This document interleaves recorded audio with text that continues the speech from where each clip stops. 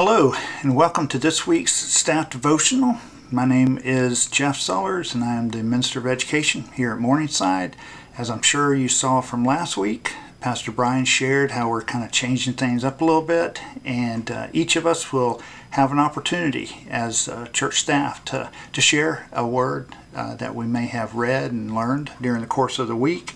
I'm picking up with our summer reading program for our D groups. We've been going through the book of Matthew this month, and so I am looking at Matthew chapter 13 today, and specifically looking at verses 16 and 17. Chapter 13, Jesus starts using parables. He uses the parable of the sower, and his disciples ask him, why is it that he is using parables and speaking to them in parables? And so he responds really by quoting Isaiah and describing how the Old Testament prophets said that the Messiah would be using parables. And so he's just being consistent with what the Old Testament prophets said the Messiah would be doing.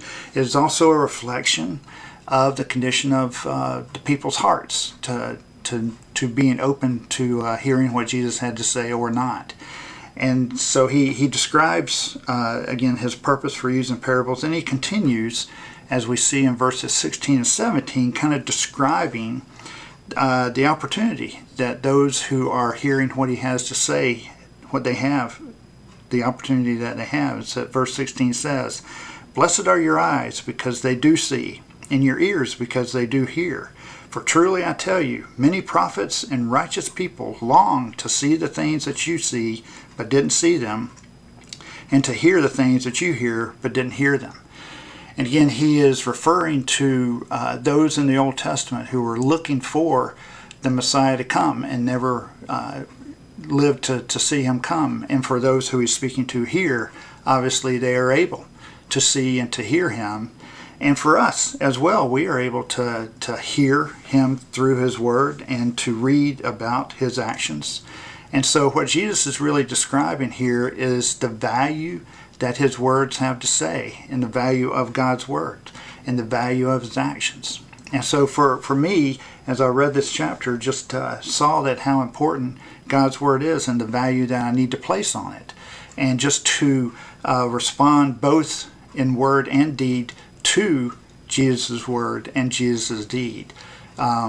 Jesus gave us the perfect example through his actions that we see recorded in his word, but he also gave us his teaching as well that we need to, again, put a high priority on, to read and to learn, and then in turn obey. So I encourage you to, on your own, set a high priority and a value on God's word, and to demonstrate that both through the time you spend in his word, but also through your actions.